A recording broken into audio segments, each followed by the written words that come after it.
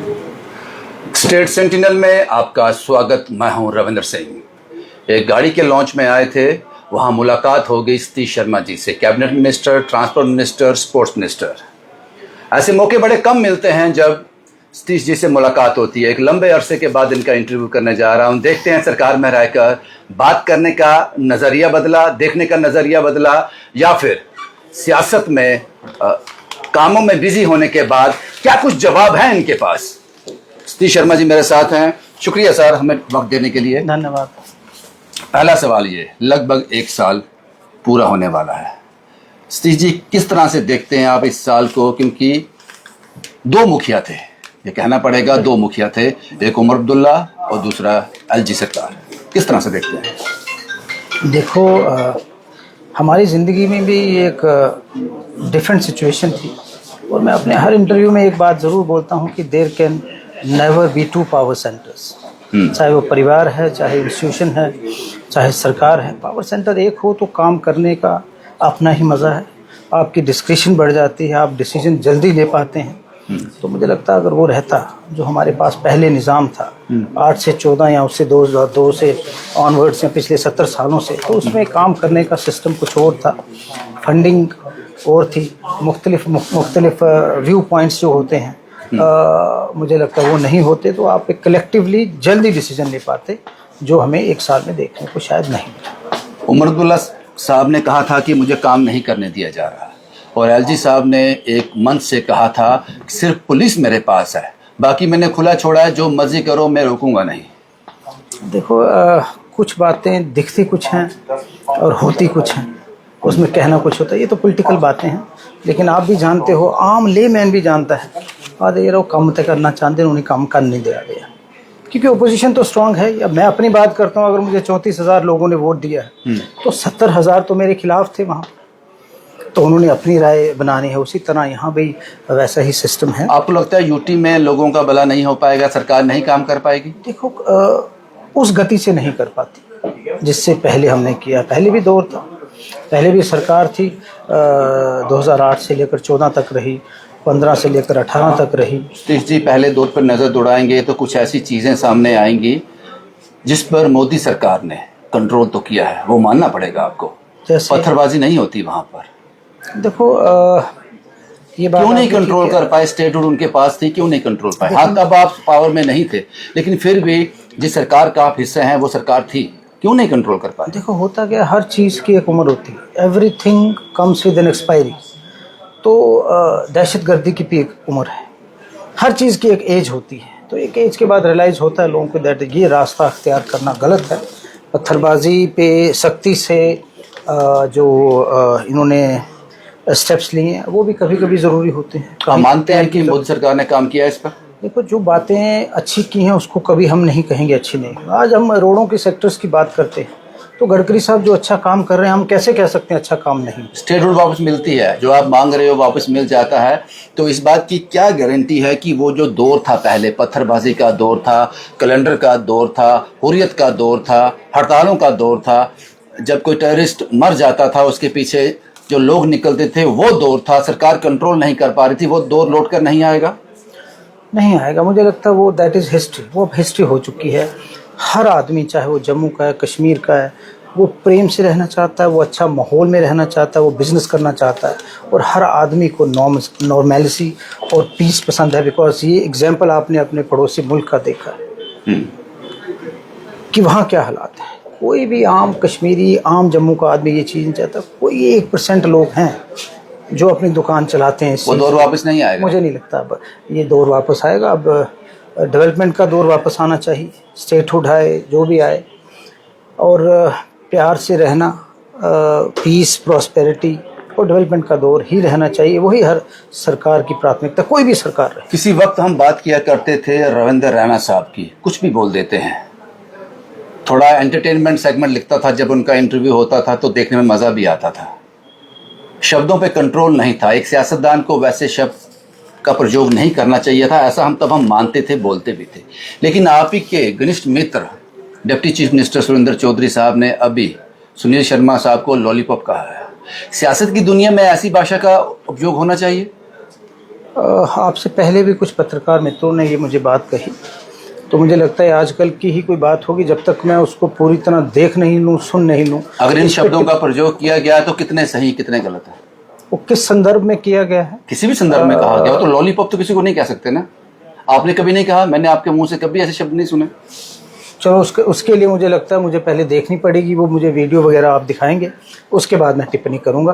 Because जब आपके किस मित्र हैं? नहीं, वो तो मेरे सीनियर हैं, मेरे सीनियर हैं, तो मैं आपका एक दौरा भी रहा है दिल्ली का, किसी स्पोर्ट्स के उसके आपकी मीटिंग थी दिल्ली में, तो वो क्या दौर था, क्या उससे कुछ नया कुछ होने वाला है? बहुत अच्छी ये दौर रहा हमारा, जो माननीय मुख्यमंत्री साहब के साथ सलाह करके हम गए, और वहाँ पर एक इंडियन मोबाइल कांग्रेस का इट वाज 9th एडिशन, जहाँ से पूरी दुनिया भर से हज़ारों लोग आते हैं 4G 5G और 6G लॉन्चिंग के बारे में, जो भी आने वाले समय में टेक्नोलॉजी है, चाहे वो साइबर सिक्योरिटी की बात थी, चाहे वो एम्प्लॉयमेंट्स की बात थी, उसके ऊपर एक से बढ़िया एक नए नए जो विजनरी आइडियाज़ थे वो वहाँ देखने को मिले। समय कम था, लेकिन उसके बावजूद भी माधवराव सिंधिया जी जो हमारे कम्युनिकेशंस के मंत्री हैं, तो उनके साथ बात की, भारत नेट पे बात हुई, जो हमारे टावर्स जगह हम दे चुके हैं, टावर्स बनाने में दिक्कत है, बॉर्डर एरिया में बहुत सारे एरियाज़ ऐसे हैं जहाँ पर कनेक्टिविटी अभी भी नहीं, उन इश्यूज़ पे बात की। उन्होंने हमें एश्योर किया कि जल्दी से जल्दी उसको हल करेंगे।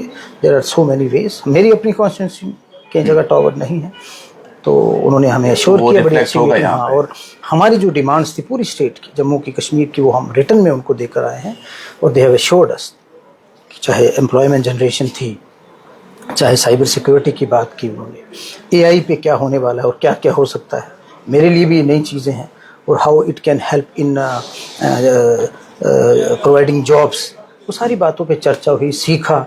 आगे भी ये दौर जारी रहेगा, और मुझे लगता है it was a very good meeting. उसके बाद हमारी मिनिस्टर स्पोर्ट्स, हमारे बहुत ही आदरणीय मनसुख मांडविया जी से बात हुई, और ही वाज हैप्पी कि आपने विंटर स्पोर्ट्स के अच्छे एडिशन करवाए। हमने अभी इंटरनेशनल इवेंट पेंचक स्लॉट का कराया, अभी हमारी 69th नेशनल गेम्स चल रही हैं, आज ही उसका समाप्ति है। मुझे लगता है वाटर स्पोर्ट्स का फर्स्ट एडिशन था। उसी तरह आने वाले दिनों में 6 महीने हम वहाँ पर रहे, और अगले 6 महीने जम्मू में क्या क्या इवेंट होने वाले हैं। रूरल इंफ्रास्ट्रक्चर पर उन्होंने एश्योरेंस दी कि पंचायत लेवल पे अगर आपको स्पेशल फंड क्रिएट करो, ग्राउंड बनाना है, स्टेडियम बनाना है, चाहे वो नरेगा में रखो, किसी में रखो, तो रूरल स्पोर्ट्स को प्रमोशन मिल सकती है। और मुझे लगता है ज़्यादा खिलाड़ी जो हमारे हैं देहात में बसते हैं, पहाड़ी इलाके में बसते हैं, तो उनके ऊपर फोकस हमारा रहेगा। और I hope he is a wonderful man. और अभी वो आएंगे थोड़े दिनों में, तो कुछ पैसे उन्होंने हमें दिए भी हैं रूरल के लिए, खासकर बॉर्डर बेल्ट में जहाँ लोगों को दौड़ने के लिए कुछ फैसिलिटीज़ की ज़रूरत है। तो it was a very good initiative, और पंचायत लेवल पे वो फंड्स देने के लिए हमें वो राज़ी भी हुए हैं। वो वैसी पॉलिसी बड़ी जल्दी ला भी रहे हैं। पता नहीं आपकी जानकारी में है या नहीं है, लेकिन मैं आपको बता दूं, लोग बड़ी दुआएं देते हैं आपको एक काम के लिए। आपने जो RTO दिया है ना जम्मू को, जसमीत सिंह, उसके लिए बहुत दुआएं देते हैं। अच्छा। लेकिन मैंने उस ऑफिसर को हमेशा थोड़ा, काम तो कर रहे हैं इसमें कोई दो राय नहीं है, लेकिन थोड़ा परेशान देखा है, कंफ्यूज देखा है, कुछ प्रेशर में लगते हैं, कुछ दिक्कत है।